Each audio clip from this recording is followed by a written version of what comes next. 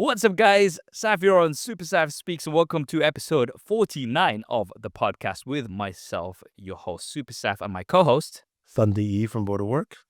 And even though it's July, things are heating up in the tech space right now, especially with new devices. So we've just had the Samsung Galaxy Z Fold 7 announcement, and we've had some hands-on time with it as well. The Samsung Galaxy Z Flip 7, as well as the Flip 7 FE.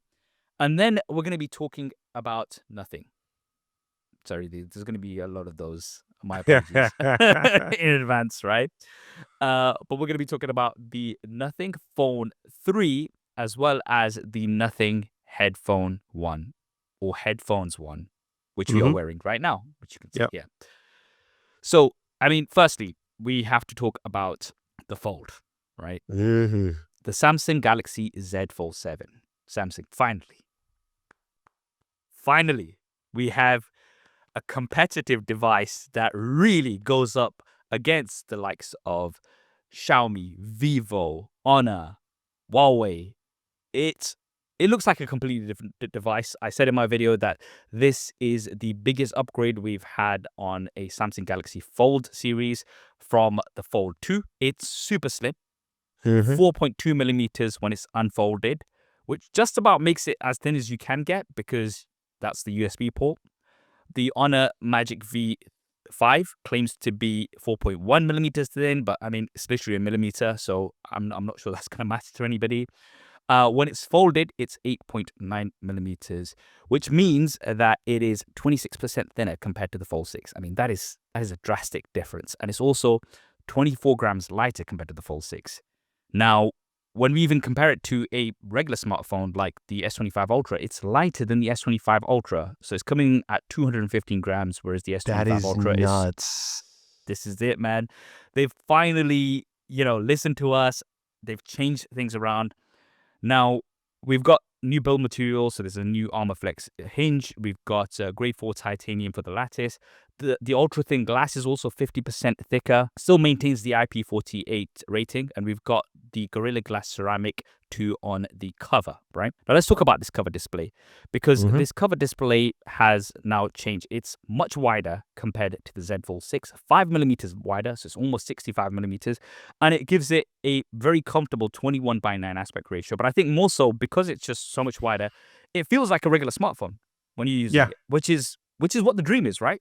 When you're using a foldable, the dream has always been you have a smartphone that works as a regular smartphone, but then you're like, wait a minute, I want to multitask, I want to game, I want to be more productive, right? And then you're like, boom, and there you go.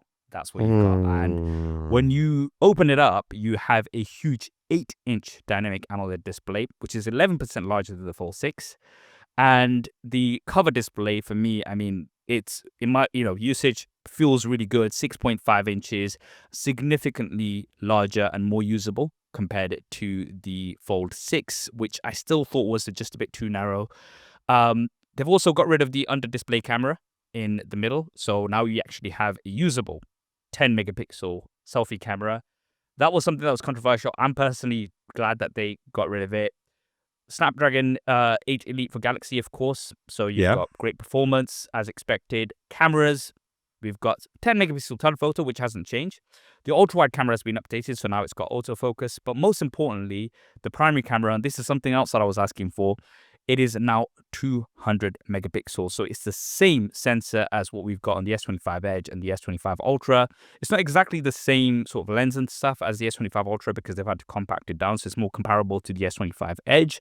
That's going to give you 4 times more detail. It's going to be 44% more brighter as well. So that's something that we've been asking for a long time as well. And we have some new AI features, which I would assume would trickle down to the Fold 6 potentially. Like we've got side-by-side comparison. So when you're doing AI edits, you can see your original as well as your new addition on each side, utilizing that big display. You can drag and drop. Gemini is optimized for larger screens. If you're gaming, you can circle to search within games now to get some tips for gaming and stuff as well. Oh, Yep. That's what I'm talking So about. I get stuck a that's what you lot. do. So there's a lot, obviously, software, Android 16 with One UI 8, 7 generations of OS updates with 7 years of security updates promised, as Samsung has been doing. Now we'll go to the parts which are maybe not as exciting. That's all like the positives you've been hearing. Battery, still the same size, 4,400 milliamps, right? Okay, which is going to give you slightly better battery life. My theory is you're going to get better battery life on the Fold 7 compared to the Fold 6 purely because you're not going to have to open it up as much, right? With the Fold 6, it's closed. It's too narrow. You're like, let me open it up. But if you're constantly opening up, you're using more power because it's a much bigger display. With this, I kind of feel that I'm not going to be opening it up as much. I'm only going to be opening it up for certain tasks, which should give you decent battery life. Charging hasn't changed either. I would have liked to have silicon carbon, because if they had silicon carbon, then you could have easily got a 5,000 or even larger size battery. I guess because Samsung has to ship out way more units than the competition, silicon carbon technology maybe isn't just there yet to be able to match what Samsung does. So maybe they're going to save that for next year. So look, I'm gonna jump in on that point. Okay, go Uh, on. I do agree on the logistics side that it can be difficult to scale to what Samsung ships. Samsung and Apple are the largest shippers of cell phones. Oh, sorry, smartphones out there.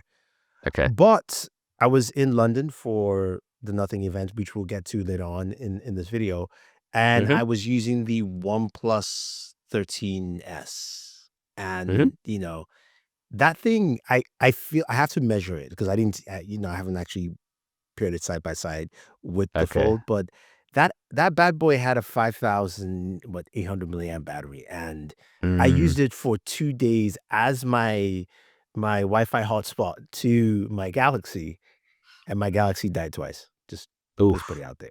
Let's put it out there. Okay. So Okay. so I get the aspect, but it needs to come soon, Mm-hmm. especially if we're going to this kind of form factor, with devices like the Edge, the Fold, and I can see us going back to just thinner smartphones in general, just because why have it so heavy and why have it so, thick when you don't need to? So Yeah, that aspect I will say Samsung soon. But when it comes to the device though, oof, it looks absolutely gorgeous. It looks gorgeous. man. The nuke blue color is nice. It's very sublime, and just seeing it side by side with the 6. So and I wish I had the special edition to compare it to, just to Uh, see the difference. I've I'll do that for you guys, but just seeing next to each other and realizing that you're looking at a technically S25 Ultra, right? mm. You're looking at S25 Ultra. I believe the thickness is the same as the S25 Ultra, which is nuts. So the When it's thickness, folded. yeah. When it's So when it's folded, yeah. folded, the thickness is 8.9 millimeters when it's folded. The S25 Ultra is 8.2. So it's Okay. literally 7 millimeters, like Oh, 0.7 millimeters. Sorry. oof, oof. So That is so close. yeah. So I don't think you're gonna have like, if you're using an S25 Ultra, you're gonna be absolutely fine using the Fold 7 and not actually think that, oh, it's because it's lighter anyway. So there's Yeah. that too. Yeah, that is So true. Yeah. okay, there's another thing as well. Mhm. Mhm. S Pen, Mhm. RIP S Mhm. Pen.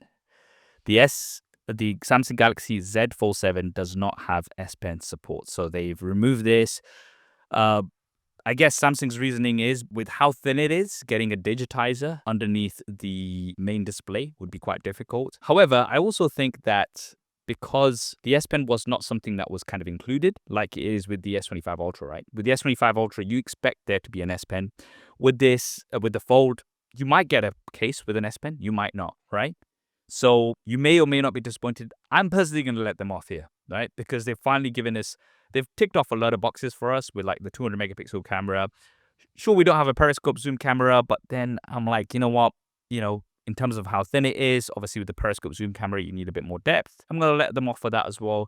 But overall, I'm very happy. What are your thoughts about the S Pen going? Deal breaker? It's not a deal breaker because Okay. if I'm being honest, the amount of times I've used my S Pen this year, other than signing contracts, which is a good thing, um, is not that much. That Okay. So I have to agree on that aspect there. And I think also to the point They just looked at how many people who bought S Pen cases, right? It's, Exactly. if say they sold 5 million, Z Fold 6s, or in total they sold 10 million folds from beginning to end, right? Till from 1 to 6, and they only have sold 1 million S Pen cases in that time, then it's not worth putting the S Pen in there. You got to look at the Well, math, right? it's kind of like when it was the S25 Ultra and the whole controversy around it not having air actions anymore, right? And then Samsung's kind of statement was that only 1% of users were actually using that. So then it's like, okay, if we take it out, how much of a big deal is it going to be? I don't Now know. here's the big part. How much crap have you heard from me about that since launch? How I much have, gripe have you heard from but that, then again, honestly, like, as a whole? I think people have kind of gone over it. This is the thing. So I think when it comes to this stuff generally, right, people will shout about it and then they'll kind of like get over it, sort of a thing. I think a lot of times anyway, you'll have a vocal minority. Okay. If that vocal minority is in our comments, and I'm going to be getting slated. But generally, what you find is it's a minority, but that minority is very passionate. And this is something we'll talk about when we get to the nothing phone as well. But yeah, you Yeah. get a vocal minority who are very, very upset and they'll be shouting a lot. But the people, the day-to-day user who probably didn't even know that there was air actions on a previous Ultra that they had, now has the S25 Ultra and really doesn't care.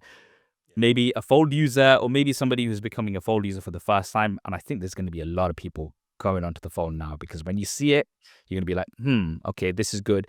Pricing is the same as it was last year in the UK anyway. US is Oh.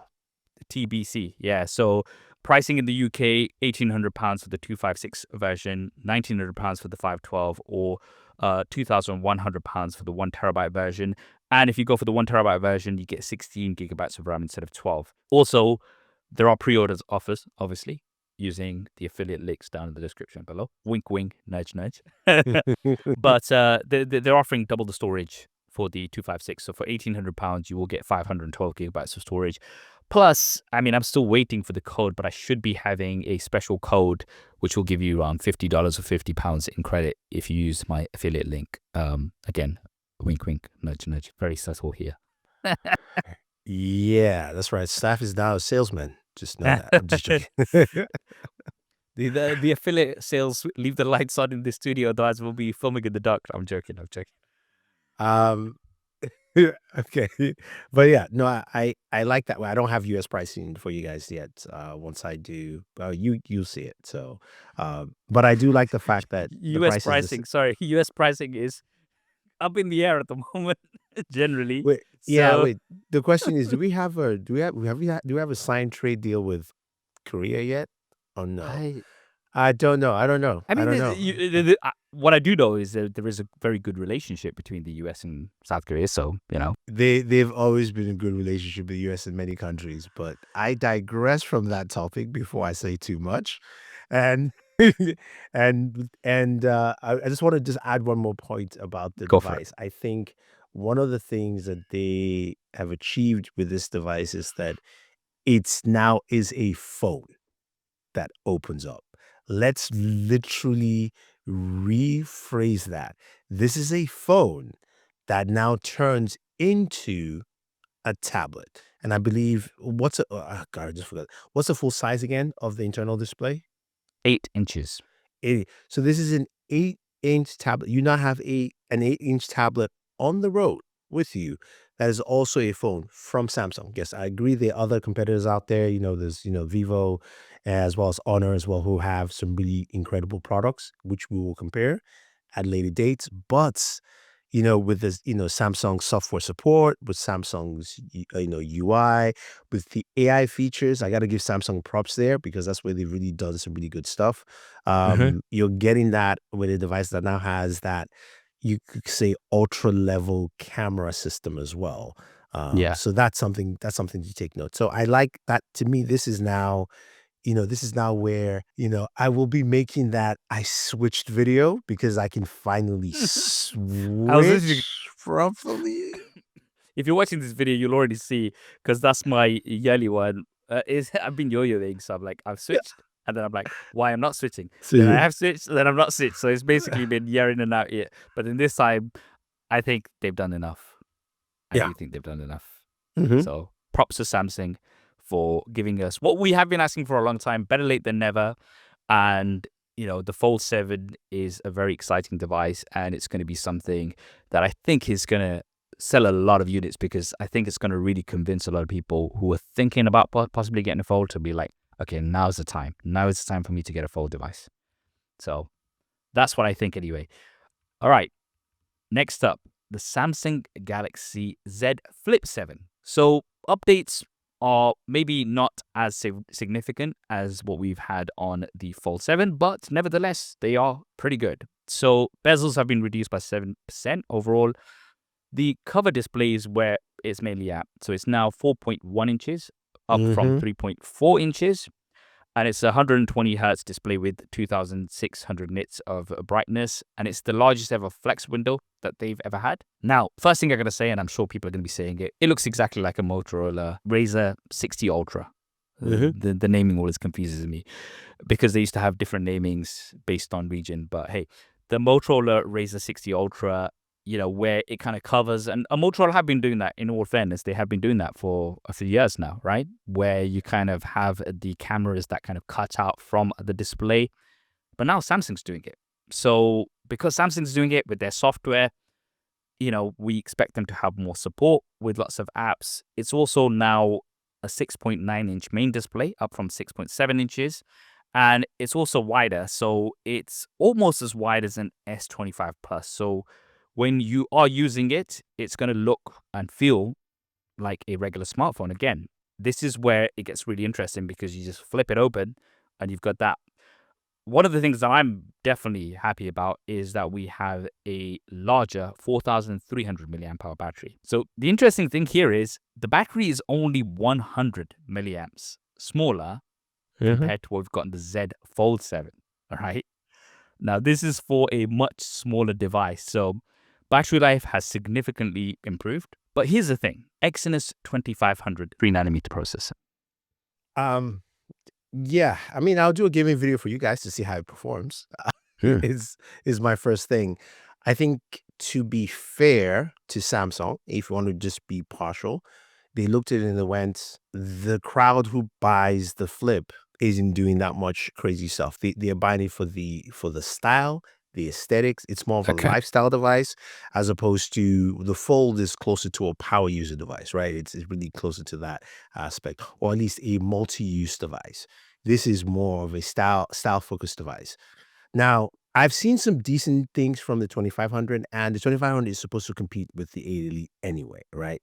Now, the main thing is the battery consumption on that device. If it does a really good job in at least managing battery expectations, then we should be fine.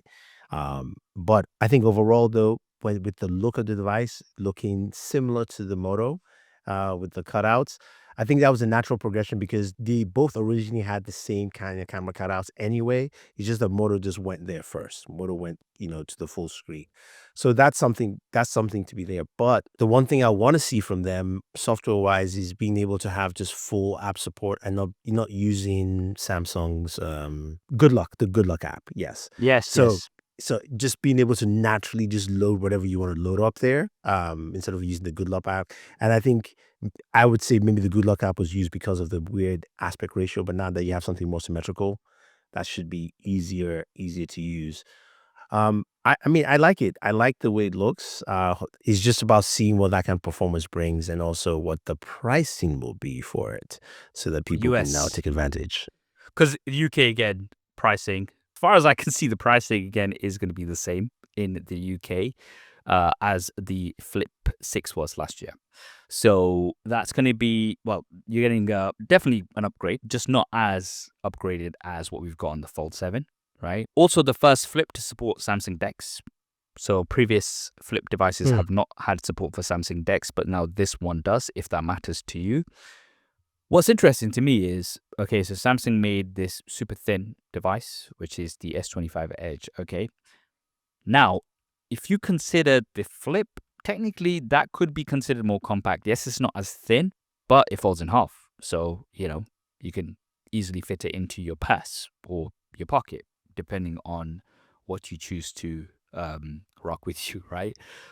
So with this, it kind of just like makes me think that, okay, if somebody's thinking about it, would they want to go for the Edge or would they want to go for the Flip? Because the Flip, as I said, in certain aspects is more compact. I think it really depends. I think it's both of style and function in two different aspects, right? You have the flip users want to have that front display, being able to tabletop it, like you're doing different things with it, to be fair, right? Mm. While the Edge is more style for general comfort for a regular phone. I don't want it too heavy. I don't want it too thick. I just want to be able to slide in my pocket and not feel like I'm taking this, my set of keys, my bulky phone, and my wallet, all just bulging left and right.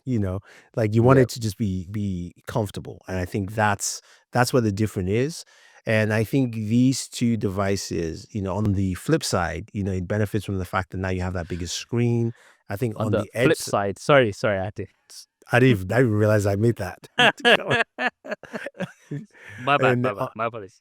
and then on the edge side, you're looking at something that honestly right now is not doing well in sales, according to reports, but will benefit from when Apple launches the Air that it's rumored to in September, where a lot of people will go, okay, now I can see why that this is important here. So that would be Yeah. will be interesting to see. There's one more thing, and that is the Galaxy Z Flip 7 FE.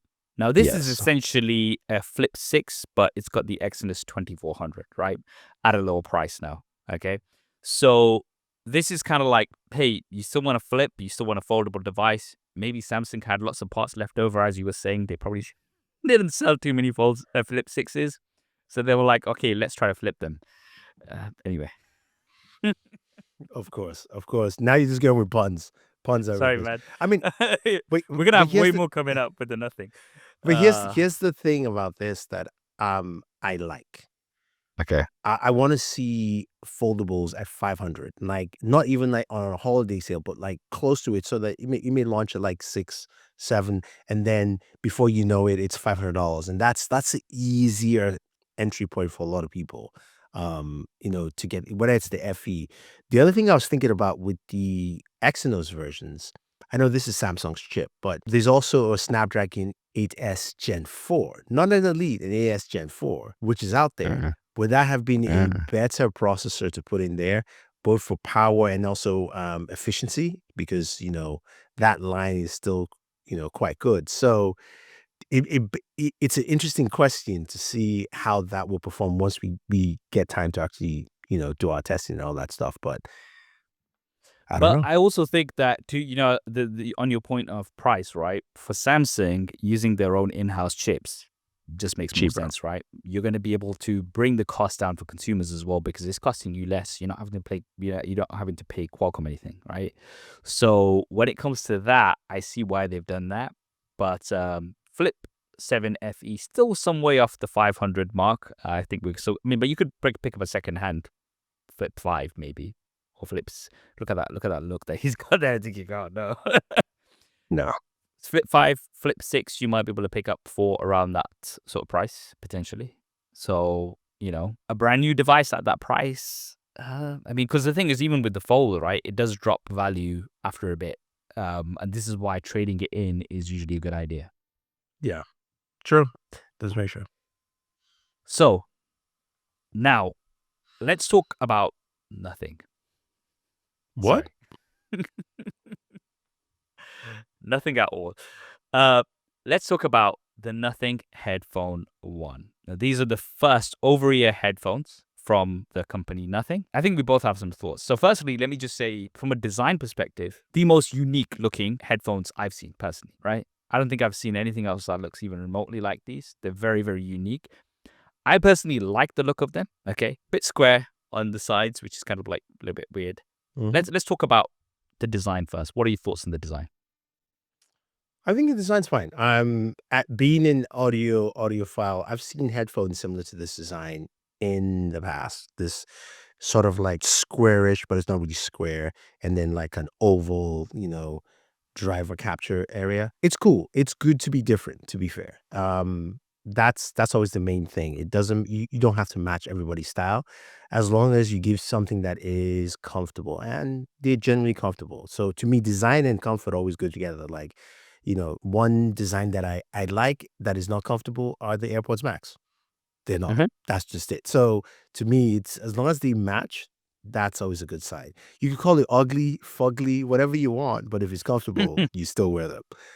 Well, this is the thing. I think from the design perspective, what I meant is kind of the overall look of it. Like, if you Mhm. showed somebody these, they'll be like, "Oh, I've never seen something like this before," because you've got the square, but then you've also got that transparent nothing look, right? Yeah. Which has that real kind of like it's got a very unique look that I think really stands out, and people do like. Generally, a lot of people do like the look of, but it's kind of like some people either love it or other people hate it, right? Now, one thing that I do like, and you can see if you agree with me or not, all physical buttons. Oh, So yeah. you've Yeah. got a paddle at the back. It's just, you can sorry, there's this button is kind of like a roller. Yeah. So you I do can, like the roller, though. Yeah, it's yeah. pretty cool. So that's quite cool. So you could just do that at the back. There is the paddle button, which you can just, kind of switch between tracks and things. And then everything else, again, they're all physical buttons, and this is something that I personally like. Call me old school, old fashioned, but like capacitive buttons, they're okay, but it just doesn't give you the same feel as physically pressing a button, right? And that's something that I think they've nailed. Yeah, and also it's cheaper and more effective, AKA it breaks down less. Yeah. It's So just that simple, yeah. yeah, so makes sense from there. Now, one area which I am not an expert in is audio. How do they sound? And that's something that I really want to kind of get your views on. So let's hand it over to the audiophile. Oof. I had mixed feelings with the audio because when you get them out of the box and you put them on, Hmm. these things are not well tuned. I'm just gonna straight up tell you what it is. Okay.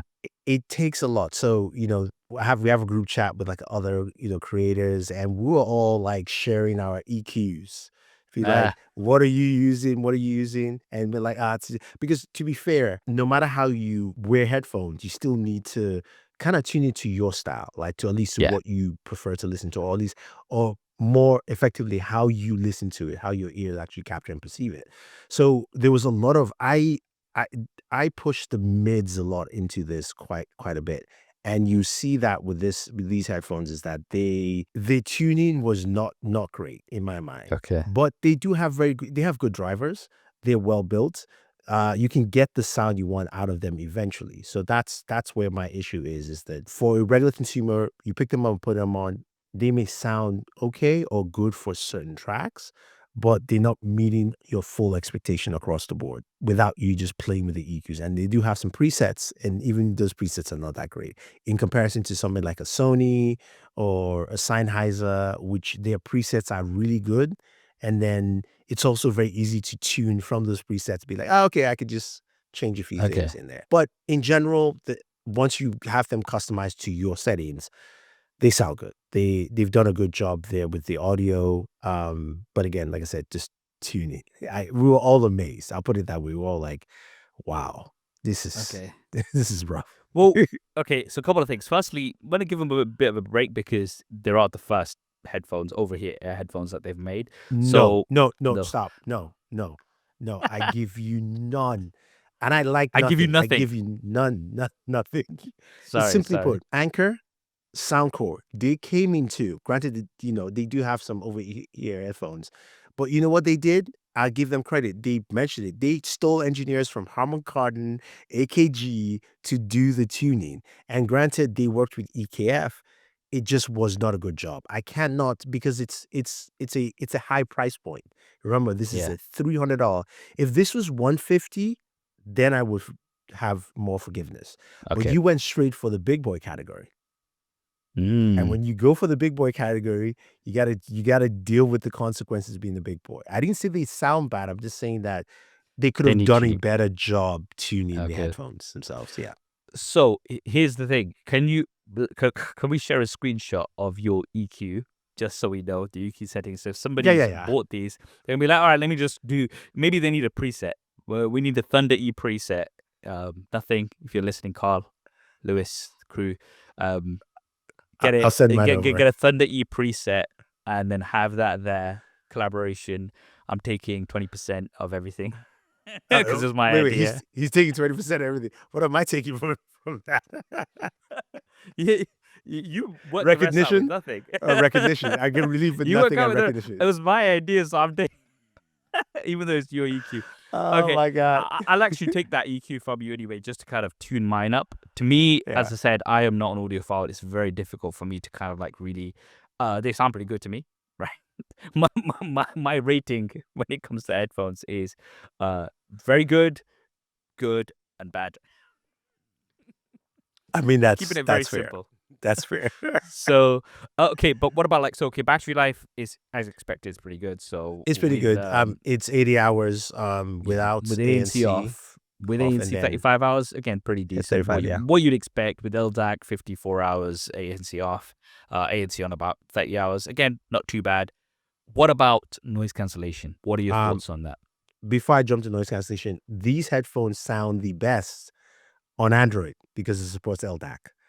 Ah, Just know that when you're listening to, interesting. and again, LDAC is not. I don't think it's. I can't. I have to be sure if it's supported on Spotify, but LDAC support works well because remember, iPhone use ACC, I believe. I can't remember what it's called again. But anyway, that's just that note. When it comes to active noise cancellation, I think they're good. I mean, they're not. I won't say they're crazy great, but I used it on my flights to the UK and back. It was fine. Like it was good. There was a crying kid. I could hear less and less of the crying baby, so that was good.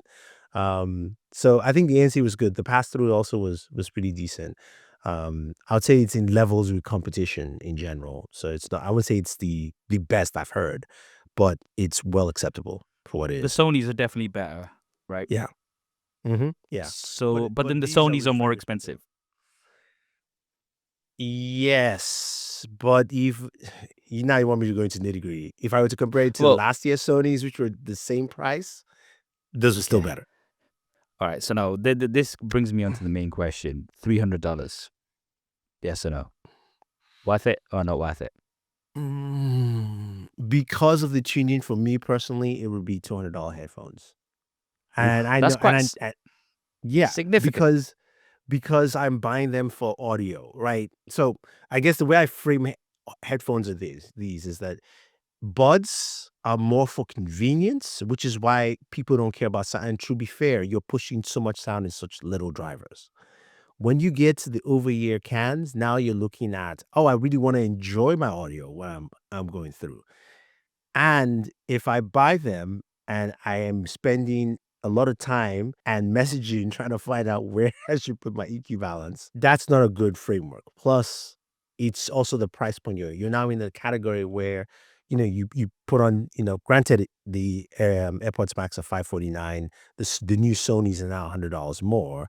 But you still have, companies like Sennheiser and things like that there where you're in the big boy category, so you have to deliver, and I have to judge you because if Sony or Apple came out with stuff that wasn't tuned, I'll cream them too. So Well, that's the thing. When you get into the big boys league, you gotta take that big boy criticism as well. yeah, What but about maybe okay? What maybe about 250, maybe 250 as 250? a Okay, as a as so a all right, balance. with Yeah, the Thunder E preset out of the box, how much? 250. 250. Okay.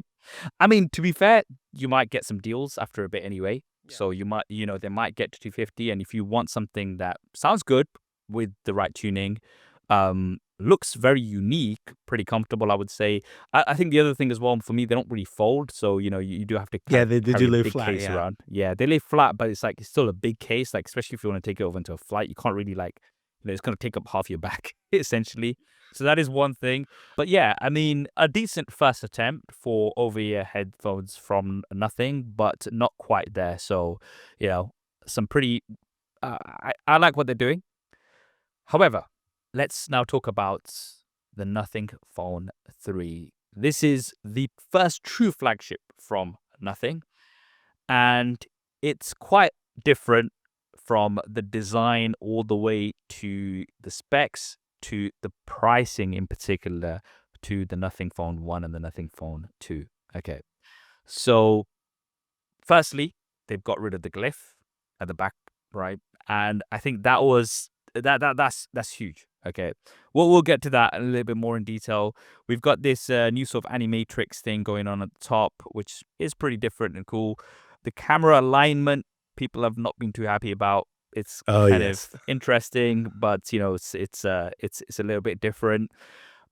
Got a decent display, I would say. 6.7-inch flexible AMOLED display, 120 hertz, but it's not LTPO, it's LTPS, which means it doesn't go all the way down to just 1 hertz, so it's not going to be as efficient as the competition out there. Also, it's just full HD plus, so it's not Quad HD plus like others. Cameras, 50 megapixel cameras across the board. You've got a main 50 megapixel camera with a 1/1.3-inch sensor. You've got a 50 megapixel periscope zoom camera, which gives you 3 times optical zoom, 60 times ultra zoom using some AI trickery. Ultra wide camera is also 50 megapixels. The front camera is also 50 megapixels. You have up to 4K recording, not 8K. And there's also a macro mode. Now, I think the kind of key thing, battery life, again, battery is decent. 5,150 milliamps is the rated capacity. In India, it's 5,500 for some reason. I think even though it's the same size battery, it's like kind of has to be rated smaller for many regions for I don't know what. 65 watts of charging, 15 watts of wireless charging. Processor, Qualcomm Snapdragon 8S Gen 4. This is a 4-nanometer processor. It does not match anywhere near the performance of the 8 Elite, which is the flagship processor. I think most importantly, the price. $799 or £799. And this is really where I think things get quite controversial, because me going through all of the features, you might be thinking, oh, this sounds like a decent smartphone. But as soon as you hear the price, now you're really going up against the big boys. In my opinion, I am pretty sad that the glyph interface is gone. I think that was something very unique and something that really stood out and something that the Nothing fans absolutely loved. And I think they should have kept that here, even though it's a flagship device. 8S Gen 4. Now, as a performance man, this is something that I'm very curious to hear your thoughts about. I mean, I think the processor is fine. It's above the previous 8 Gen 3 processor that we had, right? We're now in Snapdragon 8 Elite land. And I get it. I get why. It's more expensive.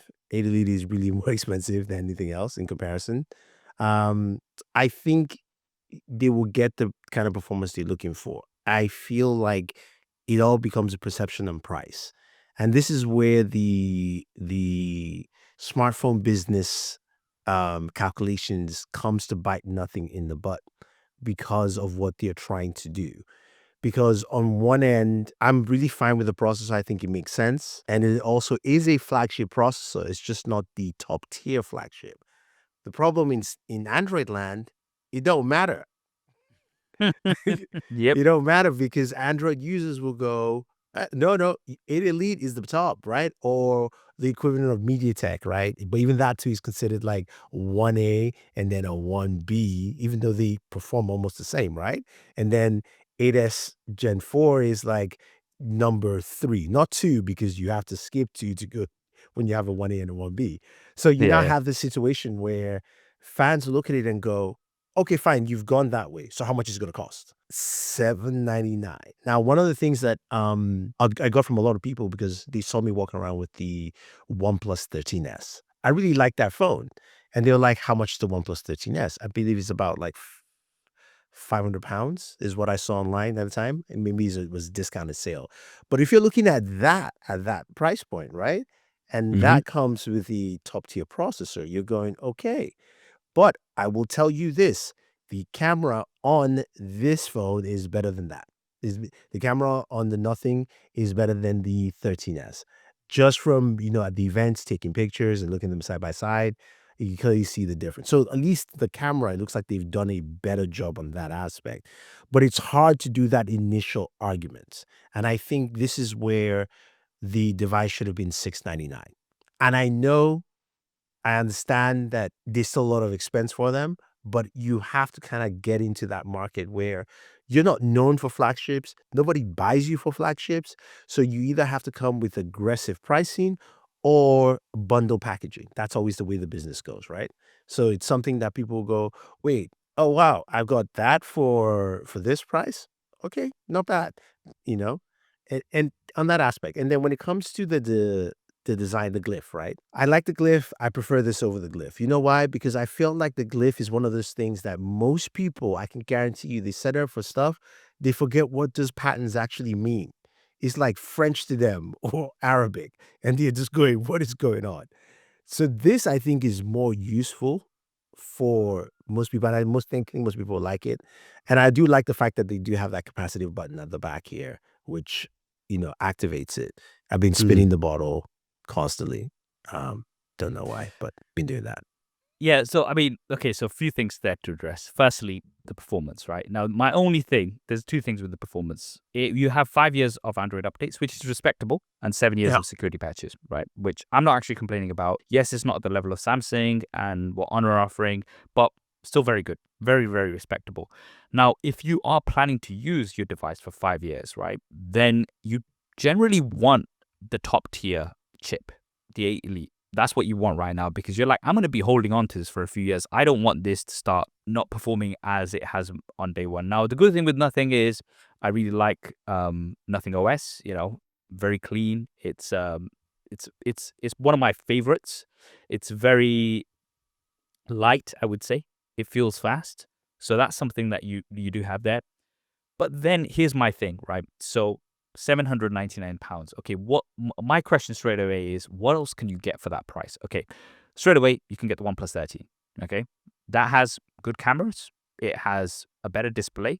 It has a bigger battery. It has the 8 Elite. And right, I mean, even though the retail price is £900, with the discount that you have on the website, straight away you're going to get it for 800 or even less, right? And that's one of the reasons why it made my top 5 smartphones of 2025 so far when I made that video last month. However, even more so, the Honor Magic 7 Pro. Right now, if you go onto Honor's website, the official price is £1,100, okay? But you can immediately apply a discount code, which will give you £350 off. So £750 now. So now you've got this Honor Magic 7 Pro, which is a true flagship device. It's got a bigger battery, faster charging, all of the rest of it, the most comfortable eye display that I find, easiest on the eyes. You've got flagship level cameras, and for £750. So that's also going to come in cheaper. Again, it has the 8 Elite. So that's where, to me, it becomes very difficult to justify this as it stands right now, especially considering it's a newcomer in the flagship space. Had it been, realistically speaking, for me, 650, maybe even 700, okay, fair enough. I think that would have been something that would be justifiable. Mhm. But if you've not got the Elite and you're charging £800, I think that's going to be quite tough. Yeah, no, I'm in line with you on those ones. I think that's where they're gonna go face a lot of issues. I wonder if they're going to, like a lot of people were saying that, I think they're going to reduce the price uh, or have some deals very quickly. So within the next couple of months, they'll probably have like £100 off or something. And I think then it will be a pretty compelling option amongst the competition, even though you Mhm. might be able to get other devices with, the likes of the Elite and stuff. But for now, I think that is the dilemma that I have with the Nothing phone. Cameras are very good, I have to say. And I think this kind of reminds me of an interview Marquez did with Carpe, and when they were talking about a smartphone, and they were kind of like, okay, you kind of have to build your perfect smartphone for the price that you want. You have to kind of pick, okay, what do you compromise on, right? So do you compromise on the performance to have better cameras? Do you compromise on the cameras to have a better display, for example, right? So generally what we found with OnePlus phones, for example, is that they do compromise somewhat on the cameras to give you better performance, right? Because Mhm. for the price and the performance, you're going to get some of the best out there. But then the other thing as well is, for instance, Samsung. You've even got Samsung Galaxy S25, the regular version, for 700 here in the UK. So then it's a question of, do I just get something that's tried and tested? It's a Samsung. I'm going to get 7 years. I'm going to have all these AI features. I mean, I have good cameras. I mean, the Samsung S25, Galaxy S25 has good cameras. They might not be as good as the Nothing Phone 3, but they're still very good at that. They've got the Samsung look, which people like as well. It's tried and tested. It's Mhm. Samsung versus a company that not many people know of. So this is where I think it gets very interesting. Annabong looks like he's just gone to sleep now with me No, I'm rambling on. listening. I'm just writing some notes. he's using all of my speech here for his actual reviews. It's like, oh yeah, this is good stuff. Let me just put it all down. Yeah, pretty much, pretty much. But yeah, that is the Nothing Phone 3. I think it's an interesting device. I do like what Nothing is doing. I like that they're bringing something new, something fresh. There's no other smartphone that looks like the Nothing Phone 3. I just think that there's a few things that I would have personally done differently. Now, speaking of doing things personally differently, camera alignment. What do you feel about that? What do you feel about the camera alignment or misalignment, as some people might think, and also the different heights between the main cameras and the other cameras as well? Um, if I'm honest with you, I'm not hugely bothered about it. I'm not hugely bothered about it. I think that's the kind of aesthetic they were going for. They were going for something that was kind of like, um, again, different rather than just having something that, just lines up like pretty much every other smartphone. Most of the Hmm. smartphones are very symmetrical. Obviously, like, the circular camera module has now just become pretty much, The the default. go-to. Yeah, the Xiaomi 15 Ultra, the Vivo X200 Pro, and the Vivo X200 Ultra, the Honor, right? All of these smartphones have that circular camera module at the back. It's now become something very, very typical. This stands out, right? So personally, the alignment, I'm not too bothered about. What about you? No, I like it. I thought Yeah, I wouldn't. I do like it because I when I look at the back of the phone, nothing is symmetrical. It is symmetrical and asymmetrical all at the same time. There's, Mm. there's circles, there's semicircles, these lines that don't cut all the way, there are lines that cut all the way, there are humps. It's not meant to match. That's the design. So I kinda like that they went with that and stuck with it. The height of the one of the lenses is interesting, that the fact that one's lower than the other yeah, 2. yeah. But I like it. It works. Does it sit? Yeah, it sits pretty still So, on your yeah. desk. So from that perspective, Yeah. you can't complain. Mhm. But yeah, it's going to be very interesting. I personally think this is my prediction, and you can see. I think they'll do okay with the sales because it's still very different. I think the loss of the gift, the 8 Gen 4, and the pricing are things that are going to put off some of the hardcore fans. Especially, I mean, we were at the Nothing event. There was a guy who had kind of like a transparent-ish bag, and he had a Nothing Phone 2 in there with the glyphs Yeah. turned on, and everybody was coming over and taking pictures, and that's the Nothing community. You know what I mean? Shout out, I believe his name was Ryan. He's from Leicestershire, so shout out to Ryan. But people were actually coming and were like, "Oh, can we take a picture? Can we take a picture?" And that kind of shows you what the Nothing community is, right? That's what they want. So if you're taking that away, are they going to still get it, especially at that higher price? I don't know. We're going to have to wait and see. My prediction is that in the next few months, we're going to have some deals where you will be able to bring that price down to around the 700 mark. And I think that's more where it sits, in my opinion. Yeah. I don't think the glyph is gonna be as big as people think, because I think they might open this up to be more customizable for people. Like, for instance, I think this is the best low light camera flash you can get Mm. on a phone built in, because you want to have all the matrices lit up in low light mode. You're getting better exposure, at least on someone's face when you're taking a photo, right? But I think, you got more of that. Sorry, but you got yeah, more of that with the Nothing Phone 2. too. Oh, because the way the glyph lines kind of go around. Yeah. Yeah. I think it's more the processor, and the price is the bigger factor. I think people will be annoyed with the glyph and go like, okay, but if it was priced right, it wouldn't matter, right? If it was priced right, you would still keep going there. And also if you had the right processor, or at least the flagship processor, that's where that conversation will land. But we have to see. We'll have to wait and see. Let us know what you guys think in the comments below. And that's all we have time for, guys. If you enjoyed this episode, be sure to subscribe if you haven't already. We are on YouTube as well as all of your favorite podcasting platforms. Do drop us a rating as well. It helps push this podcast out to more people. And we're also posting lots of clips on socials. So Instagram and TikTok, we're at SuperSaf Speaks. That's been episode number 49. Thanks for tuning in. I've been your host, SuperSaf, with my co host, Thunder E from Border Work. and we'll see you next time.